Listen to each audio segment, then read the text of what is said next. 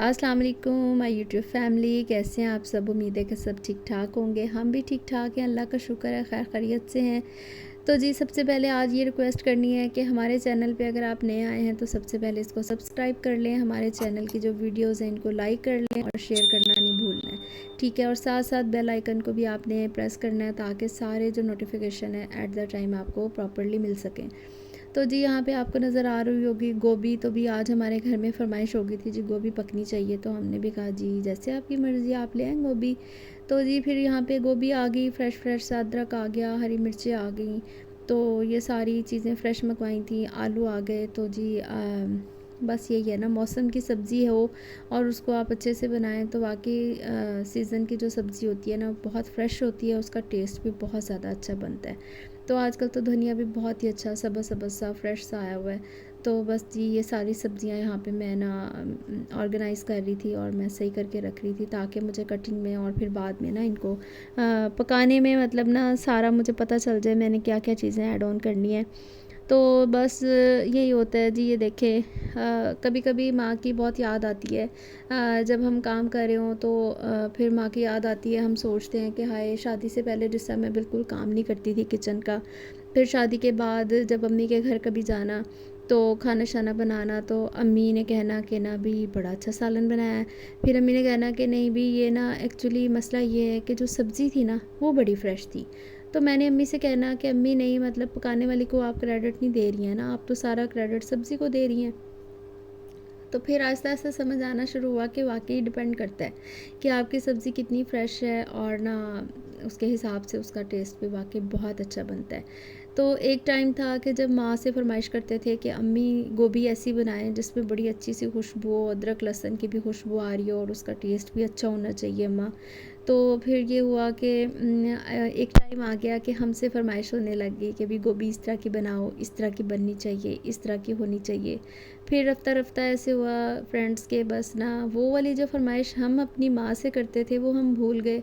अब तो जब भी गोभी बनती है कुछ भी बनता है तो बस ये सोचते हैं कि फ़ैमिली किस तरह का खाना चाहती है ना, फ़ैमिली की क्या चॉइसेस हैं। तो बस ये टाइम होता है हमें चेंज करता है, एकदम से सारी चेंजिंग्स नहीं आ रही होती, वो स्लोली स्लोली आ रही होती हैं। तो बस इसी तरह से होता है कि आप ना अपनों की खुशी में ही अपनी खुशी ढूंढ लेते हैं। तो जी यहाँ पे मैं गोभी कटिंग कर रही थी और आप देखेंगे मैं किस तरीके से काट रही हूँ। तो ये है कि जी गोभी की कटिंग डिपेंड करती है बहुत ज़्यादा। अगर तो आप इसको कचरा सा करके या रफली काटेंगे तो ये जब पकेगी ना तो ये आपको अच्छी सी लुक नहीं देगी। तो सबसे पहले तो जी सब्ज़ी की कटिंग की बारी आती है। बहुत सी ऐसी सब्ज़ी हैं जिसको आप जैसे मर्ज़ी काट लें, नो मैटर। लेकिन ये कि गोभी को मैंने तो ये नोट किया है कि आप इसको अच्छे से नफासत से प्यार से अच्छे तरीके से काटें, इसके जो फूल हैं उनकी शेप नहीं ख़राब करें। तो जब ये पक जाती है ना तो ये इसके ना बड़ी अच्छी ना प्रेजेंटेशन होती है। जब आप इसको डिश आउट करते हैं बहुत अच्छा लगता है। यहाँ पे देखें जी मेरी लाडो भी खेल रही है। यहाँ पे इसके भाई ने ये बलून बांधा था और ना उसने तो अपनी हाइट के हिसाब से अपने बाबा से बंधवाया था, तो इसको ना पंच करने में मुश्किल हो रही थी लेकिन वो ट्राई कर रही थी बहुत ज़्यादा। मैं साथ साथ इसको भी देख रही थी। तो भी ये बेटियां घर की रौनक होती हैं और इन्हीं के दम से घर में चहक पहक होती है। तो ये बुलबुल होती हैं, तो अल्लाह पाक इनको सलामत रखें और इनके नेक नसीब करें। तो फिर इसको जब पता चला कि मामा मेरी वीडियो बना रही हैं तो जाके चुप गई है ना। तो ये फिर बाबा से कह रही थी कि मेरे लिए भी एक बलून बाबा यहाँ पे बांध दें। तो जी यहाँ पे देखें मैं गोभी काट रही थी, तो आप देख रहे होंगे कि मैं इसको बड़े अच्छे से काट रही हूँ। तो इसके फूलों की जो थी ना सारी शेप वो मैंने ख़राब नहीं होने दी। तो ये जब मैं पकाऊंगी आप फिर आगे देखिएगा कि वाकई इसकी जो लुक होती है ना अगर आप अच्छे से काटते हैं तो वो बहुत अच्छी रहती है, घुलती नहीं है। कुछ लोग गोभी को बिल्कुल हलवा सा कर देते हैं, मतलब खाने पे पता चल रहा होता है कि यह गोभी है, शक्ल से कुछ पता नहीं चल रहा होता। नहीं, हमने इस तरह नहीं बनानी है। हर चीज़ पहले देखने के लिए उसको उसमें अट्रैक्शन होनी चाहिए। तो अगर हमारी सालन की शक्ल अच्छी होगी तो ऑटोमेटिकली खाने को भी दिल करेगा। तो मेरा बेटा वो नहीं खाता है, तो बेटी माशाल्लाह उसको ये सब्ज़ी पसंद है, तो मुझे भी बहुत पसंद है। स्पेशली मैं इसको नाश्ते में बहुत शौक़ से खाती हूँ। तो बस ये होता है कि कुछ लोग खाते हैं कुछ नहीं खाते हैं, कुछ लोगों को ये सब्ज़ी सूट भी नहीं करती है। तो बाकी ये है कि जी यहाँ पे आप देख रहे हैं कटिंग मैं कर रही हूँ और मैं आहिस्ता आहिस्ता लगी हुई थी। तो आज मैं उदास थी, मुझे अपनी अम्मा बहुत याद आ रही थी। आपने देखा होगा स्टार्ट में मैं अपनी अम्मी की बातें कर रही थी तो बस जी माएँ तो ऐसी होती हैं, उनको याद करते हुए ना बस दिल ऐसे उदास हो जाता है। फिर जब आप अपनी माँ को याद कर रहे होते हैं तो ऑटोमेटिकली ना आपके माइंड में कहीं न कहीं अपनी बेटी भी आ जाती है, क्योंकि हम भी अब एक माँ बन गए हैं। तो बस वही वाली बातें फिर इंसान सोचता है, कभी सैड हो जाता है। तो यही रिश्ते हैं, कुछ ये कि मेरा मेकअप बहुत दूर है, तो मेरा जाना ज़रा देर से होता है, तो बस फिर इसलिए ना कुछ शायद मैं ज़्यादा ही सैड हो जाती हूँ। तो बस ये आप लोगों के साथ अपनी दिल की बात शेयर कर रही हूँ ताकि मुझे अच्छा फ़ील हो, लाइट फ़ील हो। यहाँ पे जी अदरक, लहसुन और हरी मिर्चें जो थी ना वो मैंने यहाँ पे कूट ली। इनको मोटा-मोटा ही कूट के डालते हैं गोभी में, इसके बड़ा अच्छा सा नहीं एक टेस्ट आता है, खुशबू आती है इससे ना। तो जी यहाँ पे देखें मैं इनको ना मतलब मोटा-मोटा ही कूटूँगी, बहुत ज़्यादा बारीक इनका पेस्ट नहीं बनाऊँगी। हालाँकि अदरक लहसुन का पेस्ट मेरे पास ऑलरेडी बना हुआ था, लेकिन मैं गोभी में वो नहीं ऐड करती हूँ। तो जी यहाँ पे कुंडी डंडा आ गया था, तो इसमें जी मैं इसको कूट रही थी। तो स्लो इसलिए कर रही थी क्योंकि ये ना फिर बहुत ज़्यादा फिसलती है ना। हरी मिर्ची आँखों में भी लग सकती हैं, और इनके बीज भी थे, और जो ख़ास तौर पे जो गार्लिक होता है ना, लहसुन, वो तो जी बहुत ही ज़्यादा उछल के ना ये इसमें से बाहर आ रहा होता है। इसको क्या कहते हैं? कुंडी डंडा कहते हैं जी। तो ये देखें, देखा जैसे मैंने बोला फ़ौरन ही वो फिसल के बाहर आ गया। तो इसलिए मैं स्लो कर रही थी कि थोड़ा-सा क्रश हो जाए, फिर बाद में इसको ना थोड़ा-सा ज़ोर से कूटूँगी। तो बस जी यहाँ पे मैं अपना काम भी कर रही थी और मैं अकेली लगी हुई थी किचन में।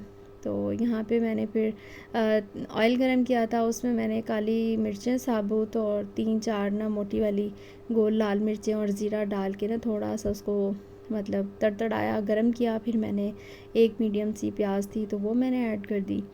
तो ये देखें जी यहाँ पे मैं प्याज को हल्का-हल्का फ्राई कर रही थी, और साथ-साथ मैं याद कर रही थी कि जब हम अपनी माँओं के घर थे तो फिर हम क्या करते थे, और आज हम इधर ससुराल में हैं तो क्या कर रहे हैं। अल्हम्दुलिल्लाह अल्लाह पाक ने वो भी लाइफ़ अच्छी थी, ये भी लाइफ़ अच्छी है। तो बस अल्लाह पाक जो भी ज़िंदगी हो उसमें सुकून हो, अपनों का साथ होना बहुत ज़रूरी है। तो बस ये है कि अपने जिधर भी रहें, दुआ ये है कि सही सलामत रहें और खैर आफ़ियत से रहें, उनकी जो भी ख़बर आए खैर की आए। तो जी ये देखें यहाँ पे मोटा-मोटा आपको नज़र आ रहा होगा अदरक, लहसुन और जी हरी मिर्चें थी वो मैंने ऐड कर दी थी। यहाँ पे प्याज को मैंने बस हल्का-सा पिंक ही किया था, क्योंकि गोभी का फिर जो होता है ना कलर, वो थोड़ा-सा ब्राउनिश हो जाता है। यहाँ पे जी टमाटर भी आ गए थे, और टमाटर मैंने डाल के फिर थोड़ा-सा उनको मतलब तेल में मिक्स किया था। और ये याद देखें यहाँ पे तो अभी इनको मैं छोड़ दूँगी सॉफ़्ट होने के लिए। तो बस ये ऐसे ही है, देख लें इंसान काम करते आहिस्ता-आहिस्ता सब सीख जाता है, और उसे पता भी नहीं चलता है कि वो इतना कैसे आहिस्ता-आहिस्ता चेंज होता जा रहा है, और फिर सारा कुछ ही सेट हो जाता है, और फिर उसे लग रहा होता है कि मैं ये ऐसे ही था। ये जी कुंडी यहाँ पे मैंने धो के ना, तो उसका जो था ना रिमेनिंग रह गया था उसमें जो पेस्ट, वो फिर मैंने यहाँ पे ना पानी ऐड कर दिया था, क्योंकि मुझे टमाटर थोड़े सॉफ्ट चाहिए थे ताकि अच्छा सा मतलब भुनाई हो जाए। तो यहाँ पे जी लिड मैंने लगा दिया था ताकि स्टीम में ना टमाटर थोड़े से सॉफ्ट हो जाएं और फिर भूनने में इजी रहे। तो यहाँ पे आप देख रहे होंगे जी टमाटर थोड़े नरम हो गए थे। तो बस यहाँ पे मैं चेक कर रही थी कि अभी मतलब इनको और ज़्यादा फ्राई करूँ कि बस ये हो डन हो गए हैं। तो बस यही मैं चेक भी कर रही थी साथ साथ, और मुझे आदत है मैं ना ये चमचे को बार ना कढ़ाई के ऊपर मारती हूँ। तो कभी-कभी मुझे इस पे डाँट भी पड़ जाती थी, लेकिन ये कि आदत नहीं जाती है ना, फिर भी अभी मैं इसको आहिस्ता से मारती हूँ, पहले तो मैं बहुत ज़ोर से मारा करती थी। यहाँ पे जी 1 चम्मच मैंने डाल दिया था नमक, और मुझे थोड़ा कम लगा, थोड़ा-सा और ऐड किया था मैंने। और अभी मैं इसमें डाल दूँगी रेड चिली पाउडर डालूँगी। ये देखिए 1 चम्मच भर के मैंने डाला था। गोभी जो है ना फीकी सी अच्छी नहीं लगती है, क्योंकि वो तो ऑलरेडी फीकी सी होती है, उसका टेस्ट भी थोड़ा मीठा होता है। तो अच्छा मुझे ये बताएं किस किस को कच्ची गोभी खाना पसंद है। मैं काटते काटते लाजमी थोड़ी सी खाती हूँ। यहाँ पे मैंने हल्दी डाल दी थी, और हल्दी डाल के तो मैंने इसको हिलाया।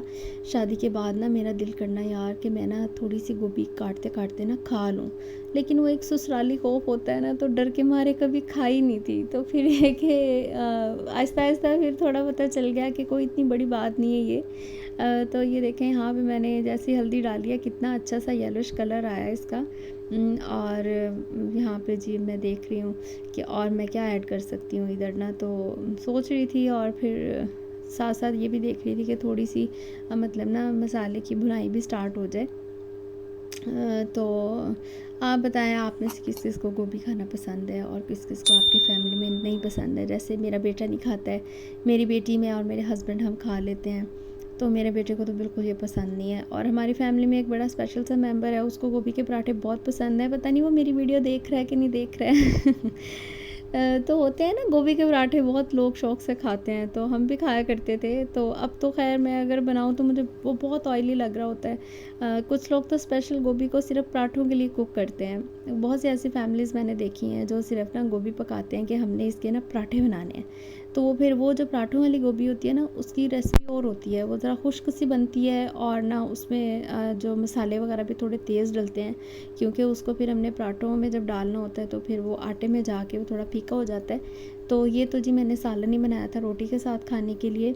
तो देखें, एक ही तरह की चीज़ होती है, लेकिन हर फैमिली का अपना एक ना तरीका होता है उसको खाने का, और ना किस तरह से वो खा रहे हैं। तो बस ये अपने अपने हिसाब से हर कोई खा रहा होता है।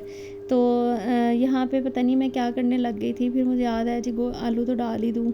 ये देखें 2 कलर के आलू हैं।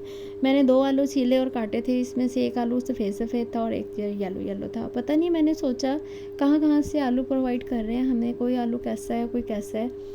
तो इसी तरह से जिस तरह इनके कलर में डिफरेंस है ना, ये गलने में भी इसी तरह से डिफरेंट टाइम लेते हैं। कोई तो जल्दी गल जाते हैं, कोई ज़रा टाइम से, मतलब थोड़ा टाइम लेके फिर कुक होते हैं ना।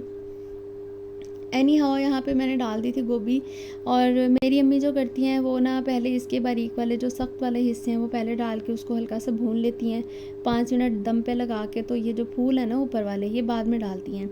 लेकिन मैं मतलब गोभी को स्टीम में बनाती हूँ, तो मैं इसलिए इकट्ठी डाल दी गोभी ना।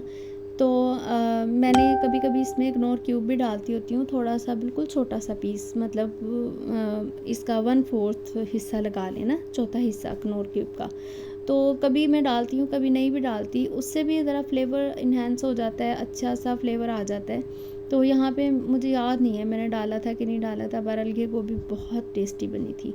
तो ये देखें यहाँ पे ना सबसे मज़े की चीज़ इस गोभी में होती है हल्दी। मैं थोड़ी सी इसमें हल्दी ज़्यादा ऐड करती हूँ, क्योंकि इससे कलर बहुत अच्छा आता है। और मतलब गोभी में ज़रा अच्छा सा येलो सा कलर हो तो अच्छा लगता है। जो होती है ना ब्राउन ब्राउन सी गोभी, कुछ लोगों की इस टाइप की बनती है, तो वो देखने में मुझे इतनी फ्रेश और अच्छी नहीं लग रही होती ना। उसमें बस यही रीज़न होती है कि जो प्याज थोड़ा ज़्यादा फ्राई हो जाता है।